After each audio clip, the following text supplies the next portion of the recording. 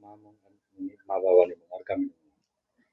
खुलुमबाय, आंनि मुङा ननिराज बसुमतारी, आंनि बिफानि मुङा सिब्लाल बसुमतारी आरो आंनि बिमानि मुङा मथिना बसुमतारी। आं गसाइगावनि सिङाव थानाय माथायाव गामिनि। नोंथाङा दिनै निट आनजादाव उथ्रिसार जानो हाबाय, माबायदि औ, मोनदों बेनि सोमोन्दै मा बुंनो? आं जोबोद गोजोननाय मोनदों।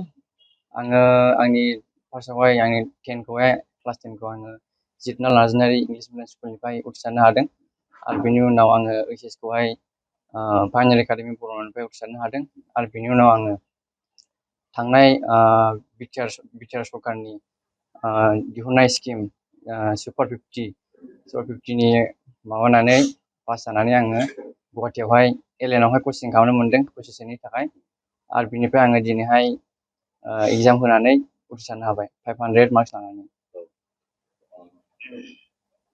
गुसुआव जे बे निट आनजादाव जे नोंथाङा उथ्रिसार जानो हाबाय, बेयाव सोरनि मदद दङ आरो मा बुंगोन बेनि सोमोन्दै?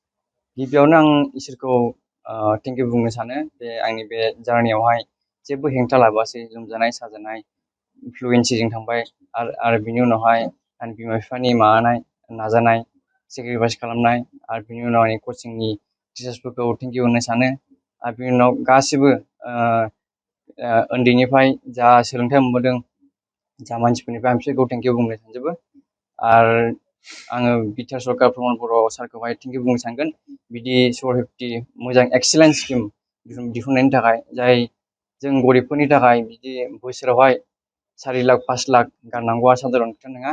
ओंखायनो आङो दानि बिटिसि सरकारखौबो आसा खालामो बिदिनो स्किमखौ सोलिहोलांबाय थागोन आरो बिनिफ्राय साबसिन आरो गाहामसिन स्किम दिहुनगोन होननानै।